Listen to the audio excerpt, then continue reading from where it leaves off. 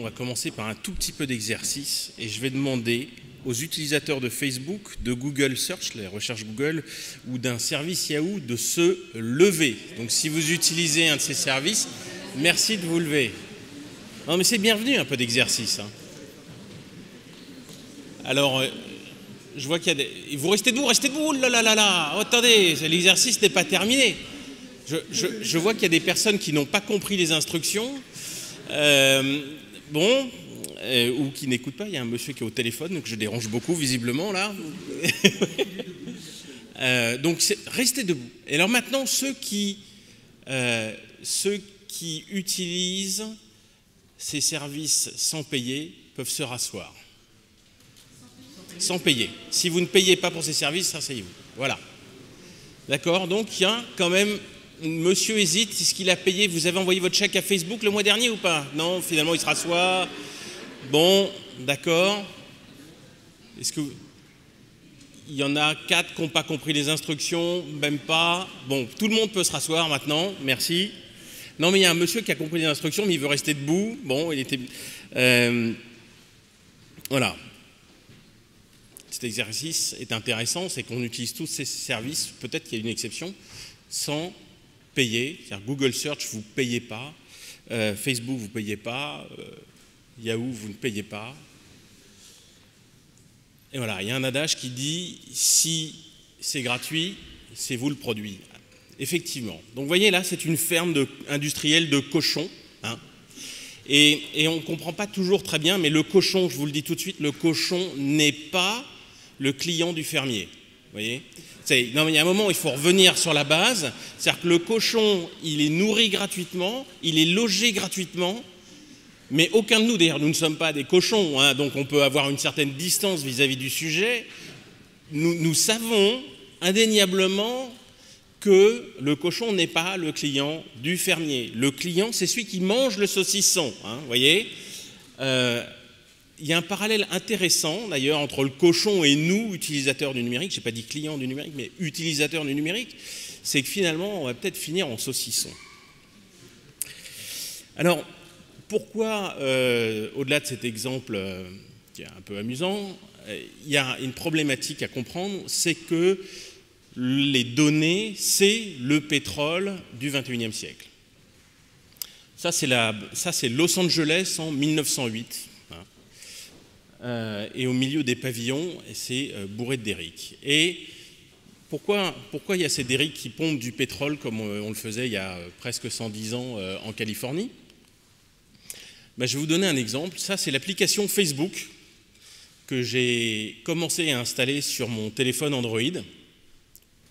Bon, finalement, je n'ai pas accepté parce que ce n'est pas acceptable, d'après moi, que Facebook, pour que je puisse m'en servir et lui donner mes données, il me demande d'avoir accès à tous mes SMS, mes photos, ma position par GPS, la liste de tous mes contacts, mon agenda et l'historique de l'appareil et des applications que j'utilise, autres que Facebook. Donc ça, vous voyez, ça c'est un derrick dans ma poche. En fait, les grandes sociétés du numérique aujourd'hui, Google, Facebook, Yahoo, etc., et Microsoft, ce sont des gens qui viennent mettre des derricks dans nos jardins, c'est-à-dire qu'ils viennent pomper nos données. Alors là, on va dire, il a une dent contre Facebook. Pas du tout. Enfin, si, mais pas seulement. Ça, c'est des informations que j'ai trouvées sur un serveur de Google.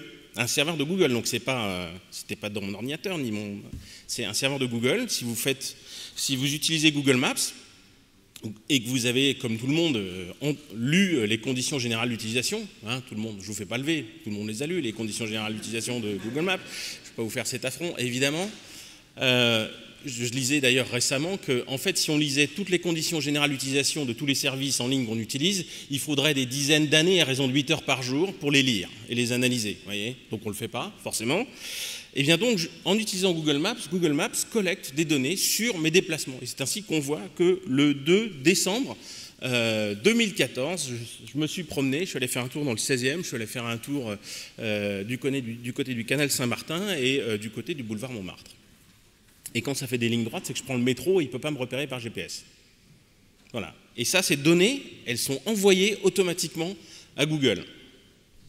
Et alors du coup, je me suis dit, je vais désactiver le GPS et la géolocalisation. Et là, il me dit, vous pouvez désactiver le GPS et la géolocalisation et le Wi-Fi, mais sachez quand même qu'on va on va détecter les bornes Wi-Fi autour de vous et on va les stocker pour plus tard. Mais vous pouvez aller, c'est très compliqué, aller chercher dans les préférences l'endroit où vous pouvez désactiver ça, puis forcément votre téléphone il marche beaucoup moins bien après. Donc non, on ne le fait pas. Donc c'est ça, c'est je pompe tes données ou tu crèves, quoi. Ou en tout cas ça ne marche pas. Donc voilà pour Facebook, voilà pour Google. Je ne vous les fais pas tous, hein. Je crois qu'on a compris le système. Et évidemment, les grands services nous disent « Ah non, mais vous en faites pas, les utilisateurs sont extrêmement conscients de ça, ils sont ravis d'échanger des données personnelles contre des services gratuits et ils ont des services de relations presse et relations publiques qui expliquent ça à longueur de journée, comme quoi c'est un très bon accord. » Alors moi, en fait, ça m'évoque plutôt l'accord où c'est comme quand on achetait des esclaves contre des verroteries, vous voyez. C'est un bon accord. On allait en Afrique, on donnait des verroteries et on embarquait des esclaves. Et les gens étaient contents, regardez des verroteries. C'est vrai que des verroteries, bon, quand vous étiez en Afrique occidentale, vous n'en voyiez pas beaucoup il y a deux siècles et on était contents de faire des échanges. C'était quand même une arnaque. Voyez, ou des Indiens d'Amérique à qui on achetait des terres en échange de verroteries, parce que pour eux, la notion même de propriété de la terre leur était impossible, et on les arnaquait de la même manière. Donc c'est exactement le même genre d'arnaque, et je pense que dans quelques dizaines d'années, on regardera la période d'aujourd'hui avec effroi, en disant mais comment les gens ont-ils pu donner des données personnelles en échange de services aussi bon marché? Parce que j'ai fait le calcul, si vous regardez les comptes, la comptabilité de Facebook, qui est en partie public, parce qu'évidemment, ils sont cotés en bourse, vous regardez qu'un utilisateur Facebook pendant 1 an, ça coûte 5 € pour faire fonctionner Facebook pour une personne. 5 €. Donc en fait, vous échangez toutes vos données dans Facebook pour un service qui vaut 5 €. Donc en gros, pour le prix de 2 espressos au comptoir, vous avez donné toutes vos données personnelles. Bon, j'aime beaucoup le café, mais à ce prix-là, bon, je préférais moi, payer directement Facebook, quoi, que avoir cet échange de dupes. D'ailleurs, ça a commencé à se voir. Il y a un rapport qui est sorti il y a une dizaine de jours qui s'appelle The Trade-off Fallacy, qui explique qu'en gros, il y a mais l'immense majorité, plus des 2/3 des gens, trouvent que c'est une arnaque. C'est-à-dire que les sociétés Internet en savent trop sur nos données, mais de toute façon, comme on ne peut absolument rien faire, genre Google Maps, genre Facebook, bah, autant en tirer un service gratuit. Donc, bah, bon an, mal an, un peu déçu par ce procédé pas très loyal, tant qu'à se faire pomper les données, autant avoir un service gratuit en échange. Alors après, il y a une problématique aussi, c'est que là, cette collecte de données, elle n'est pas neutre pour les individus, c'est le moins qu'on puisse dire, mais pas neutre pour les entreprises non plus. Je suppose que vous avez tous entendu parler d'Uber, qui dit Uber est j'ai fait un copier-coller de leur site web tout à l'heure. Uber révolutionne le monde du transport, donc c'est cette fameuse société qui a quelques concurrents en France qui permet de faire une alternative au taxi. Et donc Uber révolutionne le monde du transport en mettant en relation utilisateurs et chauffeurs. Donc ils sont en train de concurrencer les taxis au point que les taxis font grève, bloquent la circulation, que la police s'en mêle, qu'on change la loi, etc. C'est un gros changement. Ce qui est juste dingue, c'est que le taxi qui est physiquement à Paris, il est à quelques centaines de mètres de moi. Eh bien, un type en Californie, avec son application, a réussi à s'intercaler entre le taxi qui est dans la rue et moi. Ça a donné un nouveau mot qui s'appelle l'ubérisation. C'est-à-dire se faire disrupter, c'est-à-dire perturber grâce à cette mise en relation que j'ai mis en gras, parce que c'est ça, il commence à s'insérer en tant qu'intermédiaire entre la grande société du CAC 40 établie, etc., et l'utilisateur final, le client final. Ils viennent en fait perturber cette relation. Donc, ce n'est pas juste les individus qui sont touchés, c'est aussi les grandes entreprises. Alors, il y a des prises de conscience de ces choses-là, qui sont épisodiques, des histoires horribles qui frappent les esprits. Ça, c'était l'été dernier, en août, où un certain nombre de starlets qui avaient pris des photos avec leur iPhone, la plupart du temps, des photos extrêmement intimes, et ces photos ont terminé sur Internet. Et alors, ce qui était extrêmement paradoxal, c'était le fait qu'elles avaient toujours leur téléphone à la main. Il n'avait pas disparu, le téléphone. On ne leur avait pas volé le téléphone. Mais les photos prises étaient sauvegardées dans le cloud. Alors le cloud, je précise pour ceux qui ne savent pas, le cloud, c'est l'ordinateur de quelqu'un d'autre. C'est juste un joli mot qui raccourcit et qui donne un côté vaporeux et sympathique. Mais littéralement, le cloud, c'est l'ordinateur de quelqu'un d'autre. Et donc, effectivement, leur photo extrêmement intime, mise sur l'ordinateur de quelqu'un d'autre, lequel avait été piraté, s'est retrouvé, le contenu sur Internet, ce qui est extrêmement gênant. Et moi, je suis allé me documenter. Effectivement, j'aurais été embêté de me retrouver avec des photos comme ça, de moi ou de ma femme, sur Internet. Donc c'était une grande prise de conscience. Mais en fait, même si on ne me vole pas mon téléphone, on peut me voler mes photos. C'est quand même très bizarre. Il y a une autre prise de conscience qui était un an plus tôt, juin 2013, Edward Snowden. Edward Snowden étant un lanceur d'alerte, travaillait pour la NSA, qui est donc les agents secrets américains. Et Edward Snowden est parti avec des dizaines de milliers de documents qui sont encore en train d'être épluchés 2 ans plus tard par des journalistes, pour comprendre tout ce qu'il y a. Et en gros, c'était sympa, parce que c'était les diapos qui étaient remises à l'état-major de la NSA, et on expliquait qu'ils voulaient écouter tout le monde, tout le temps. Le téléphone, l'Internet, tout le monde, tout le temps. Parce que ça peut valoir quelque chose, on ne sait pas. Alors on se dit, oui, bon, c'est surtout pour les militaires, les terroristes, tout ça. Non, pas du tout. Il est aussi expliqué dans les mêmes slides que les clients de la NSA, c'est le ministère du Commerce, le ministère de l'Agriculture, des Transports, etc., c'est-à-dire des civils qui font de l'intelligence économique sur la base de ce que pompe la NSA sur nos données.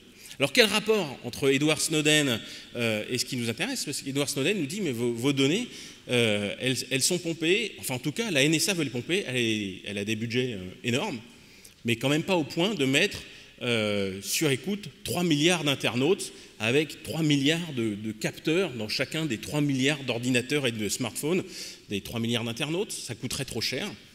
Alors qu'est-ce qu'ils font? Eh bien tout simplement, ils vont mettre des micros chez Google, Facebook, Apple, etc., Yahoo, Microsoft, et vous mettez une bonne douzaine de gros micros, des micros virtuels, vous allez pomper les données dans ce qui est finalement un paquet de silos, quoi. Et donc, au lieu d'aller surveiller des individus chacun chez soi, vous allez surveiller quelques gros géants. Ici, Google, Facebook, Yahoo, Microsoft. Et il y en a d'autres, mais bon, j'ai trouvé qu'une photo avec 4 silos. Je suis passé devant, il y avait 4 silos. Quand je suis peut-être qu'ils ont mis plus de pluie, mais il n'y a pas que eux, quoi. Donc, voilà le problème, c'est que cette centralisation des données dans les grands silos, elle rend économiquement possible la surveillance de masse. C'est-à-dire que si on était chacun chez soi, ça serait très compliqué de nous surveiller, mais comme on met toutes nos données au même endroit, ça devient finalement trivial. D'autant que en fait, ces données elles sont aussi analysées par Google, Facebook, etc., pour nous vendre de la publicité ciblée et nous profiler. Donc en fait, déjà, sans le vouloir, ces géants de l'Internet nous profilent et la NSA n'a plus qu'à prendre les fruits qui tombent de l'arbre. Alors là où c'est dramatique, c'est qu'en France, ça c'est une photo du Sénat, qui est pas très loin, a été voté donc, au Sénat la semaine dernière, et puis la commission mixte paritaire entre l'Assemblée nationale a voté aussi un texte de loi, le projet de loi renseignement, où en France, au nom de la modernisation de la loi des services de renseignement, on autorise la surveillance de masse. Alors écoutez, si vous demandez à Manuel Valls ou à Bernard Cazenave s'il fait de la surveillance de masse, il vous jurera que non, que cette histoire de boîte noire, c'est que des illuminés comme moi qui vous racontent les histoires. Le fait est, c'est que, en gros, dans la loi, il y a des provisions pour mettre des équipements sur le réseau Internet et en vue de surveiller des pans entiers de l'Internet français pour détecter des mouvements suspects. Moi, j'ai commencé à communiquer sur la chose en tant que membre du Conseil national du numérique, en leur disant, écoutez, là, je n'ai pas dit vous yoyotez, mais c'est ce que je pensais, ça va pas, la surveillance de masse, c'est pas une très bonne idée, parce que je suis resté poli quand même. J'ai été convoqué à Matignon, on m'a expliqué que j'avais rien compris, mais dès que je posais une question, on me répondait, je ne peux pas vous répondre, c'est secret défense. Donc on ne sait pas ce que c'est que les algorithmes des boîtes noires, on ne sait pas sur quoi ça porte, le code source évidemment n'est pas ouvert, à quoi ressemble un mouvement suspect, j'en sais rien. Je leur ai dit, mais alors moi je vais chercher djihad sur Wikipédia, c'est un mouvement suspect. Alors ils répondent pas, mais enfin bon, ils font des mines et tout, genre arrêtez de nous prendre pour un con. Et je dis, mais alors dans la foulée, je vais prendre, je sais pas moi, je vais prendre un voyage en Turquie. Je regarde djihad et je vais faire un week-end en Turquie. Et là, c'est bon, je suis dedans ou je suis pas dedans? Là, ils font moins les malins quoi, quand même. Et on ne sait pas. Et c'est un vrai problème de ne pas savoir ce que c'est qu'un comportement suspect, parce que du coup, on se dit, ah non, je ne vais pas regarder djihad sur Wikipédia. Si on commence à se dire qu'on ne peut plus regarder Wikipédia partout sans être éventuellement fliqué par des barbouzes, ça commence à être gênant. Si quand je prends un billet d'avion pour Istanbul, je me dis c'est peut-être suspect, etc. C'est une vraie intrusion en fait dans nos libertés. Alors on dit oui, mais bon, vous n'avez rien à cacher, monsieur Nito, il n'y a rien à cacher. Ah si, j'ai des trucs à cacher. Et je parie que vous tous dans la salle, vous avez des choses à cacher. Alors on va pas refaire l'exercice de vous faire lever, mais qui n'a pas de loquet à ses toilettes? Dénoncez-vous, levez la main. Ok, il y a un monsieur qui se lève. Alors monsieur, c'est très bien d'être innovant dans sa vie sexuelle, mais ça ne nous intéresse pas. Hein? Donc, on a tous des loquets à nos toilettes, parce que c'est important d'avoir des moments d'intimité. Et c'est pas illégal d'avoir un loquet dans ses toilettes. Et je ne pense pas que vous ayez chez vous, dans vos toilettes, une activité illégale. Alors, peut-être, parfois, on s'enferme dans les toilettes, on fume des trucs pas autorisés, mais c'est vraiment la limite, quoi. Bon, normalement, c'est pas illégal. Deuxième exemple. Alors, moi, j'ai une famille, une femme, 2 enfants. Hein. Je ne vais pas rentrer dans le détail, j'en suis très fier, mais on a fait des enfants, ma femme et moi, et on va s'arrêter là, d'accord? Je suis marié, hein, tout, j'ai bien fait tout dans les règles. Seulement, j'ai mis des rideaux à ma fenêtre parce que je n'ai pas très envie que les gens sachent comment je fais les enfants avec ma femme, quoi. Et c'est même recommandé de faire des enfants parce qu'on en a besoin, mais c'est pas illégal. Et pourtant, c'est secret. Enfin, il y a des gens, enfin, je ne sais pas si vous en faites partie, monsieur, mais qui n'avaient pas de loquet, mais enfin, après, vous pouvez vous filmer aussi si vous voulez, hein, mais c'est pas obligé, quoi. Voilà. Et moi, je préfère pas filmer. Bon. Et puis j'ai changé d'employeur il n'y a pas longtemps. Et évidemment, j'ai envoyé des CV. Et j'avais pas envie qu'ils sachent. C'était secret. Mais c'était pas illégal, parce que si changer de boulot devient illégal, là, on est mal. Hein. Donc, vous voyez, des tas de choses qui sont secrètes et qui ne sont pas pour autant illégales. Je vais vous donner un dernier exemple. Quand je suis sous la douche, je chante atrocement faux. Mais alors, atrocement faux. Et c'est parce que je suis tout seul. Mais si j'entends la porte de l'appartement claquer avec ma femme qui rentre des courses, là, ça coupe tout net, quoi. Parce que j'ai besoin... Je ne peux pas chanter aussi faux que ça, parce que c'est objectivement, c'est ridicule, j'ai même un peu de mal à vous en parler maintenant, mais c'est... J'ai pas envie qu'on m'entende être aussi mauvais que ça, quoi. Et pourtant, j'ai le droit de chanter sous la douche. C'est important pour moi, ne serait-ce que pour un jour, peut-être, j'oserais prendre le micro dans un karaoké et chanter moins faux que si je ne m'étais pas entraîné avant sous la douche. Donc on a tous quelque chose à cacher. Alors, ce que vous voyez ici, là, c'est une prison à Cuba.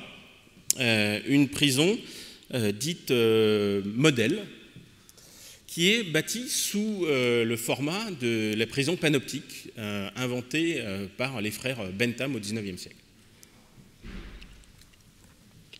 Alors, que je vous explique un peu, ben, la pauvre, elle est désaffectée, mais normalement, il y a des barreaux, hein, et c'est un bâtiment circulaire.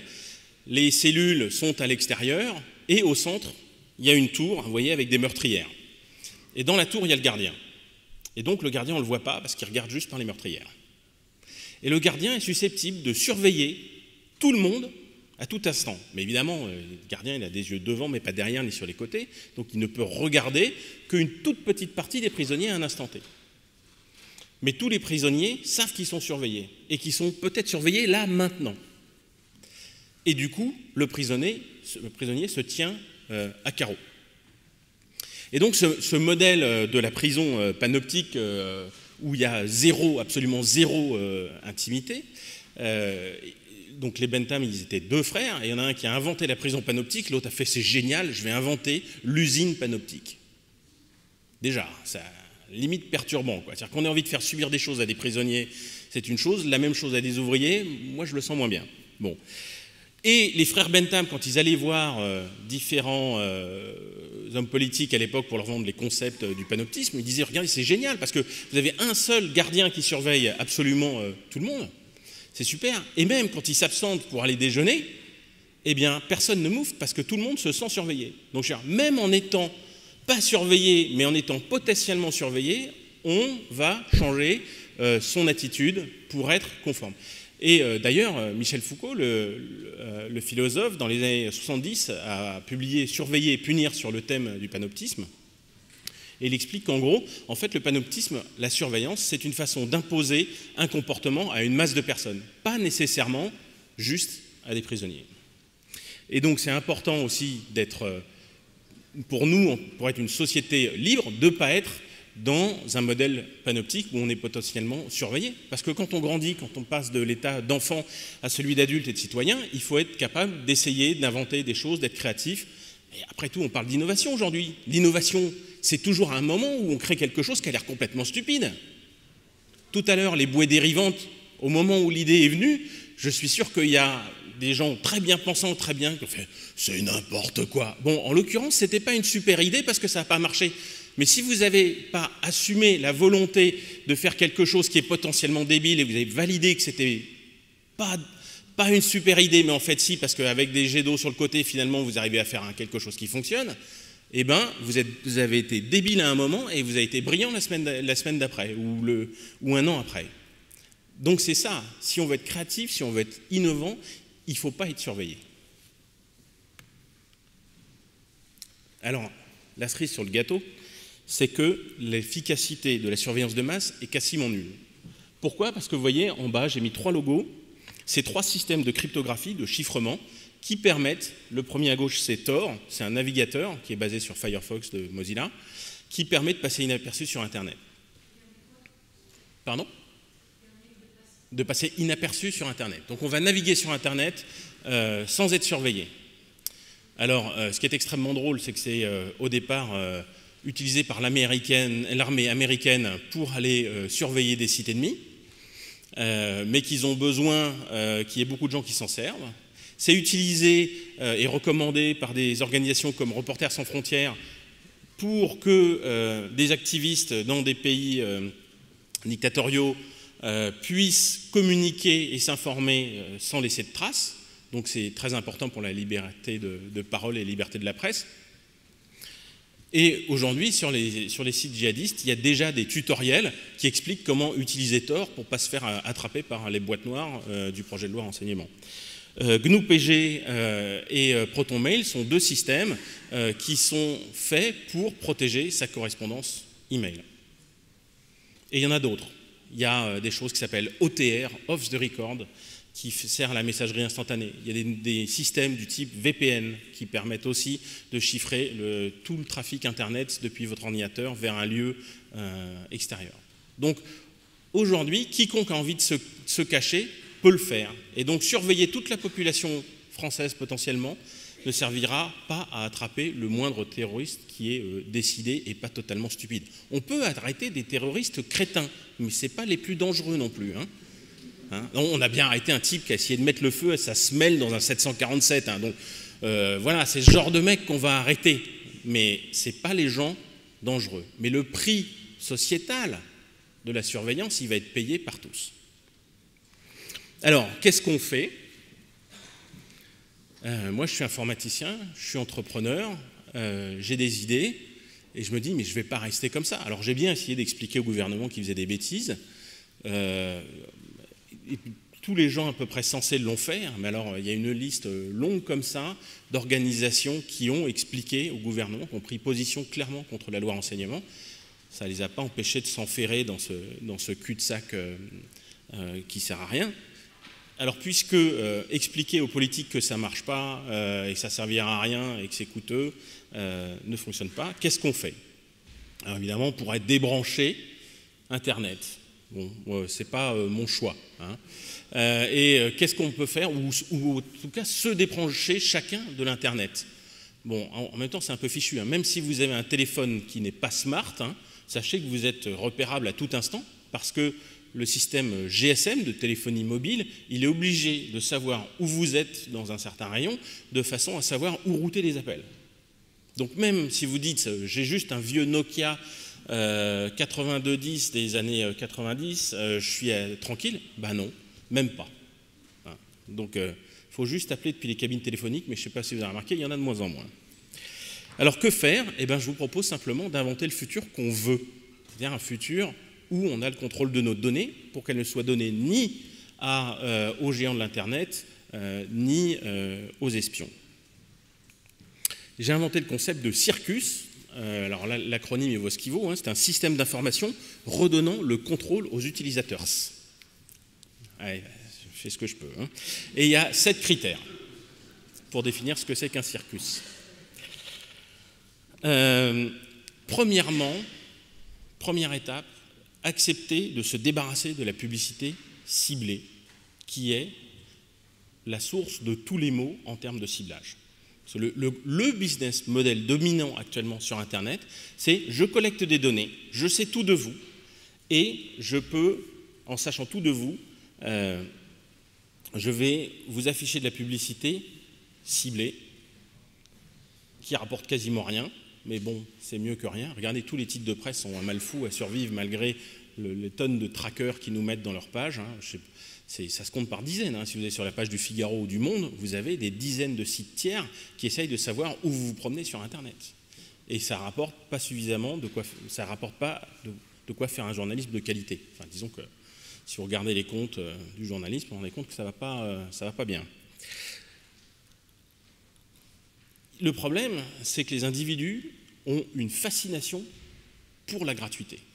Je ne vais pas rentrer dans le détail, mais il y a des gens qui ont fait, en l'occurrence, des économistes du comportement, behavioral economistes, qui ont fait des études sur le sujet et que quand c'est gratuit, entre un truc vraiment d'excellente qualité, pas cher, et un truc pourri, encore moins cher, on prend celui qui est d'excellente qualité. Mais dès que celui qui est vraiment pourri, il est gratuit, on prend le pourri au lieu de prendre l'excellent qui est vraiment pas cher. C'est juste, si c'est gratuit, je ne peux pas me tromper. Ben non, il l'a fait avec des chocolats, hein, et ben à chaque fois, les gens ils prennent les mauvais chocolats au lieu de prendre des... Non, mais c'est super drôle, il s'appelle Dan Ariely, c'est une super lecture. Voilà. Il faut donc se débarrasser de la publicité ciblée, ça veut dire qu'il faut accepter de payer. Pas très cher, hein. Regardez, Facebook, 5 € par an. Si on pouvait avoir l'alternative à Facebook pour 5 € par an, mais ça vaudrait tellement le coup. Donc, mais il faut accepter de mettre en jeu 5 €. Et c'est dur. Mais il faut comprendre que sinon, c'est un accord de dupes. Deuxièmement, utiliser du matériel qu'on contrôle. Bon, alors celui-là, je sais, c'est une diapo qui est un petit peu flippante. Hein, je suis désolé, j'aurais dû vous prévenir. Mais ça, c'est un ordinateur. Ça s'appelle une QB Truck. Maintenant, on en fait des beaucoup moins chers et des aussi performants que ça. Ça vaut quelques dizaines d'euros maintenant, l'équivalent de ce genre de choses, avec un disque dur derrière. Et ça, c'est mon cloud à moi que je peux mettre chez moi, physiquement chez moi. On le devine derrière, il y a un disque dur, la barre noire derrière, c'est le disque dur où sont stockées mes données. Et donc, c'est possible d'avoir du matériel que je contrôle. Alors, tout le monde n'a pas envie de mettre ça dans sa box ou à côté de sa box ADSL et de la connecter avec un câble Ethernet. Ça peut faire peut-être un petit peu peur. Une alternative qui est tout à fait acceptable, c'est de se dire, en fait, je veux un ordinateur que je vais louer à un hébergeur. Et cet hébergeur va s'occuper de tout. Il va s'occuper de la connexion Internet, il va s'occuper de payer l'électricité. Ça consomme quelques watts, hein, donc c'est pas la problématique. Il va s'occuper du refroidissement de la chose. Il n'y a même pas besoin de ventilateur, mais bon, on ne sait jamais.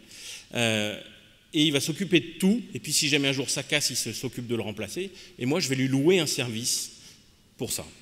Donc ça, aujourd'hui, ça n'existe pas encore, de faire un Circus hébergé, mais chez Cozy Cloud, on y travaille.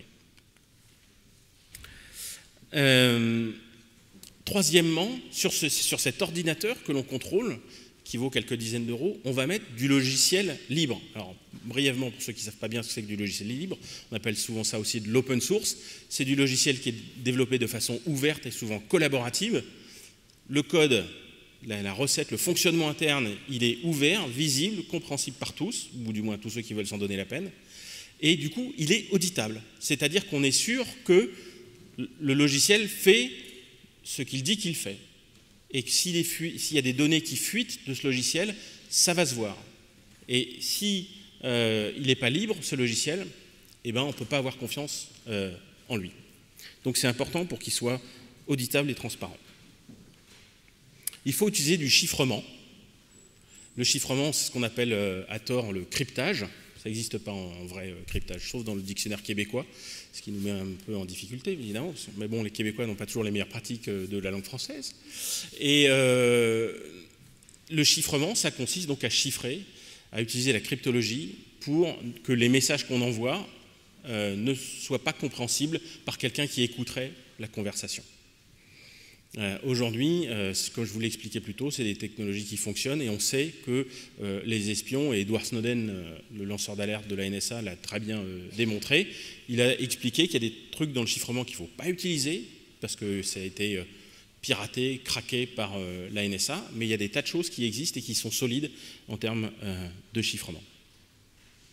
Donc, utiliser le chiffrement, mais c'est simple, hein, c'est dans le logiciel qu'on va mettre sur cet ordinateur, il faut qu'il accepte que des données chiffrées en entrée et en sortie, et ça va fonctionner. Cinquième principe, il faut une ergonomie avancée. C'est-à-dire que, alors là je vous ai fait un petit peu peur en montrant mon ordinateur dans son boîtier de plexiglas, ben, c'était un peu hardcore, c'est pas quelque chose qui donne envie à la ménagère de moins de 50 ans ou à monsieur et madame Michu, parce qu'on se dit ah c'est compliqué, etc. Non, il faut quelque chose de hyper simple, qui soit un délice à utiliser. Sinon, déjà qu'on a la barrière du prix à franchir, mais si en plus c'est rébarbatif, ça ne va pas fonctionner, c'est sûr. Il faut que ces systèmes ils fonctionnent entre eux grâce à des standards, c'est ce qu'on appelle l'interopérabilité, donc que je sois capable d'échanger des fichiers avec des gens qui utilisent des systèmes comparables mais d'une autre marque. Et enfin, ce qu'on appelle dans le jargon des startups une killer feature ou une killer app, c'est-à-dire le truc, l'application qui tue ou la fonctionnalité qui tue, le truc qui donne envie à l'utilisateur d'avoir ce système-là. Et il faut que ça soit absolument unique. Il faut qu'il n'y ait que là que ça fonctionne. Alors ça peut être le respect de la vie privée et de l'intimité numérique, ce n'est pas assez concret. Il faut être capable de rendre un service qui saute aux yeux et qui fait « Ah ouais, qu'est-ce que je suis content d'avoir déboursé tant d'argent, soit en abonnement auprès de mon hébergeur, soit tant d'argent pour mettre cette box chez moi et m'embêter à la brancher. » Alors ça, c'est pas simple, mais si vous voulez, on va explorer cette partie-là, si vous le voulez bien. Alors, je vais vous montrer, j'espérais faire une démonstration de Cozy Cloud, donc le produit sur lequel on travaille. Il y en a d'autres aussi sur le marché. C'était trop compliqué, etc. Donc j'ai fait des copies d'écran successives et on va imaginer que je suis en train d'utiliser mon ordinateur. En fait, je l'ai utilisé hier après-midi, à chaque fois que je faisais un truc, je faisais une copie d'écran. Voilà. Donc là, je me connecte sur, on le voit un petit peu, tristan2.cozycloud.cc, qui est le nom de mon serveur à moi. Voilà, il est là. Et donc, il sait que c'est moi. De toute façon, à cet endroit-là, c'est un cloud personnel. C'est là où sont mes données à moi. Il y a un seul utilisateur de ce système. Et si on s'y connecte, c'est forcément moi. Donc il me dit « Bonjour Tristan ». Il ne sait pas que je suis... Mais si je connais le mot de passe, c'est que c'est moi. Donc je tape mon mot de passe, je clique sur le bouton bleu « Sign in ». Ça existe en français aussi, mais bon, je fais les copies d'écran en anglais. Et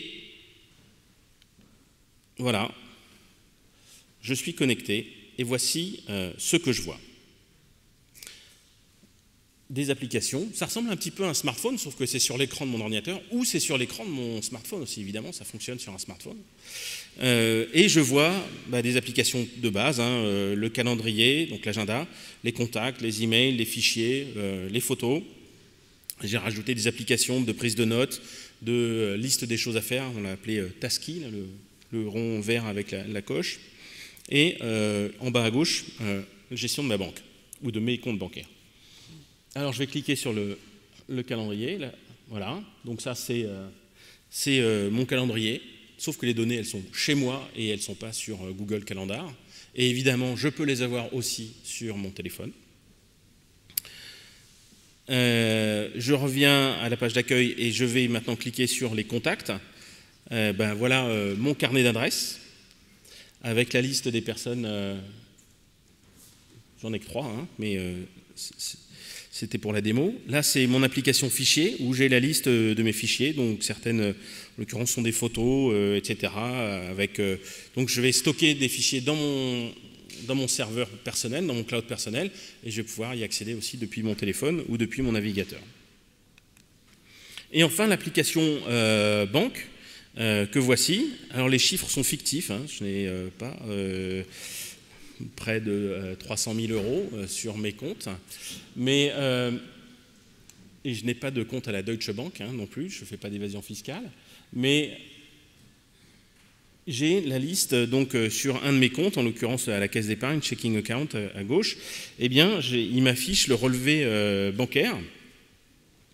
Et en particulier, vous voyez, la première ligne, c'est SNCF. Et à droite, il y a un coût de 15 euros. Et c'est un lien bleu, et comme c'est le web, je sais que je peux cliquer dessus, et quand je clique dessus, apparaît le document PDF qui est dans mes fichiers, et qui est mon billet de train.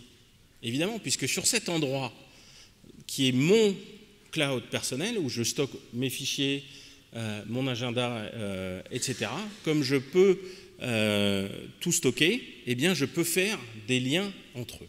Et c'est peut-être ça, en fait, la killer feature de l'application ou l'utilisation qui tue. La capacité en fait de croiser des données qui sont mes données qui viennent de sources différentes. Souvenez-vous, comme le pétrole du XXIe siècle, eh bien c'est les données. Vous voyez, on voit que toutes les entreprises essayent de se les accaparer. Et du coup, elles refusent de partager ces données entre elles. C'est un cas extrêmement concret. Prenons le cas de l'énergie électrique en France. Vous avez un énergéticien. Il aimerait beaucoup avoir accès à des données du type thermostat Nest, qui sont les nouveaux thermostats à la mode en Silicon Valley, rachetés par Google. Google, c'est du coup quelle est la température, quel est le nombre de personnes présentes, qui est présent, qui est absent, quand est-ce que la maison est vide, etc. Ils savent un nombre de choses, mais incroyables sur vous, juste parce que vous avez payé très cher un thermostat que vous avez mis chez vous. C'est fort, c'est un business model de dingue. Vous payez le truc, vous payez le Derrick en fait. Vous payez le Derrick qui va siphonner vos données. Et évidemment, ces données, ils refusent de les communiquer à qui que ce soit d'autre. Sauf à vous, parce que c'est quand même vos données. Donc en tant qu'utilisateur, on peut accéder aux données qui sont capturées par le Nest. On peut récupérer les données du compteur électrique, c'est un compteur EDF blanc numérique, vous savez qu'il y a 2 bornes en dessous sur lesquelles on peut connecter un module pour récupérer toute la consommation. Et on peut commencer à croiser les données. Et cet endroit, le cloud personnel, c'est le seul endroit au monde où on peut le faire. Parce que en tant que client EDF, j'ai le droit d'avoir accès à ces données et physiquement accès au compteur. Et en tant qu'acheteur du Nest, j'ai le droit aussi d'accéder à ces données. Et je peux commencer à les croiser. Et on peut imaginer des tas de choses extraordinaires sur la base du croisement de ces données à cet endroit unique qui est le cloud personnel et qui permet de tirer la valeur de la donnée pour l'utilisateur et pas pour n'importe qui. Alors, j'en suis arrivé là, j'ai fini sur les circus. La question est qu'est-ce qu'on peut faire maintenant? Alors ça dépend qui on est ou dans quelle casquette on est. Est-ce qu'on est un utilisateur final? Premièrement, pour moi c'est une évidence, il faut chiffrer nos communications. Alors ceux qui utilisent Firefox, mais je crois que ça marche aussi dans Google Chrome, on peut utiliser une extension qui s'appelle HTTPS Everywhere, le S de HTTPS, dans http://www, eh bien c'est S comme sécurité, donc c'est chiffrement, pardon. Eh bien, si on met HTTPS Everywhere, dès qu'on va sur un site, on va se connecter sur ce site de façon chiffrée, sans rien faire. On installe l'extension, on n'y touche plus jamais. Et automatiquement, à chaque fois qu'il y a une version chiffrée du site, on va sur la version chiffrée du site. Et s'il n'y en a pas, on va sur la version non chiffrée, plutôt que de ne pas accéder du tout au site. Moi, je m'en sers depuis des années. Et donc, moi, toutes mes connexions, par exemple, sur Wikipédia, eh ben, elles sont en HTTPS. Donc, c'est une première façon de faire. On va pouvoir aussi éviter de centraliser des données chez Google, Facebook et Yahoo. Alors, ce n'est pas toujours facile. Sur Facebook, pas facile. Parce qu'il faudrait trouver une alternative et aujourd'hui ça n'a pas complètement émergé. Par contre, sur la messagerie, on peut très bien sortir de Gmail et aller. Il y a une société française qui s'appelle Gandhi qui vend des noms de domaine et qui vous, pour 12 € par an, par exemple, je suis propriétaire de nito.com, donc si vous m'écrivez à tristan@nito.com, je vais recevoir vos emails. Je paye quelques euros par an, en l'occurrence c'est 12 € chez Gandhi, et pour ce prix-là, ils hébergent mon mail, et j'ai en gros les mêmes services que Gmail, mais sauf que Gmail ne lit pas mes courriers. On sait que Gmail lit les courriers.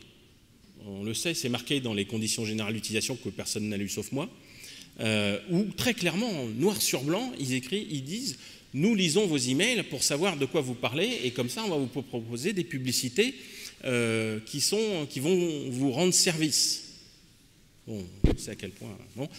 Ce qu'on ne sait pas, c'est qu'ils lisent aussi les pièces jointes. Ça, on se dit ouais, c'est trop compliqué de lire les pièces jointes, c'est les images. Imaginez le nombre d'images qui circulent, etc. Bah si, il y a un pédophile qui en a fait la malheureuse expérience. Je suis très content que ce type soit derrière les barreaux. Mais le jour où ce type a été arrêté, on s'est rendu compte qu'en fait, Google lisait les pièces jointes de tout le monde et avait vu que ça, c'était une photo de fillette et donc, pam, dénoncé aux flics. Alors, encore une fois, je suis très content qu'il soit sous les barreaux, mais là, c'est tout. Ah ouais? Ah ben en fait, ils lisent aussi les pièces jointes. Ah ouais. Facebook a dénoncé Jean-Luc Delahaye, qui échangeait des messages privés avec des jeunes filles. Moins de 15 ans et 3 mois, paf, 1 an de détention avec sursis. C'était des messages privés. Il n'y avait rien demandé. Les parents des enfants et ni les filles elles-mêmes n'avaient porté plainte. Personne. Juste Facebook a pris la décision de le faire. Encore une fois, je n'ai pas une grande sympathie pour ce genre de choses. Mais tout d'un coup, on s'est dit, ah ouais, les messages privés de Facebook, en fait, ils les lisent aussi et s'ils ne sont pas d'accord, ils nous dénoncent aux flics. Bon. C'est une nouvelle prise de conscience. Donc si on veut éviter de revenir dans cette société de surveillance, il faut reprendre le contrôle et acheter notre nom de domaine pour échanger des emails qui ne soient pas lus par tout le monde, c'est la première des étapes. Avec Cozy Cloud, alors on est encore au début de cette aventure, c'est une jeune start-up. Les produits ne sont pas encore utilisables par tout le monde, mais si vous avez envie de nous aider à tester, améliorer, encore mieux écrire des applications ou écrire des connecteurs, ces connecteurs qui vont par exemple rapatrier les billets SNCF ou rapatrier les factures de votre opérateur de télécom ou autre, on est preneur parce qu'on a besoin de ça pour nourrir le cloud personnel qui vous appartient avec vos données. Si vous êtes un utilisateur moins avancé et qu'il faudrait juste que ça marche, il faudra patienter un tout petit peu. Voilà. Désolé pour la mauvaise nouvelle, mais on y travaille, d'arrache-pied. Et alors, si vous êtes une entreprise qui redoute l'ubérisation, venez nous voir. On a peut-être une solution pour vous aider à éviter l'ubérisation. Dans les Échos cette semaine, il y avait un article où EDF expliquait comment avec Cozy Cloud, ils sont en train de préparer, essayer d'éviter l'ubérisation. Parce que même EDF est susceptible d'être ubérisé. Il y a des choses totalement improbables. Par exemple, SFR, qui a une relation avec vous, vous avez un téléphone SFR dans votre poche, ou Orange, ou quoi que ce soit d'autre, ils vous donnent les cartes SIM. Donc il y a vraiment...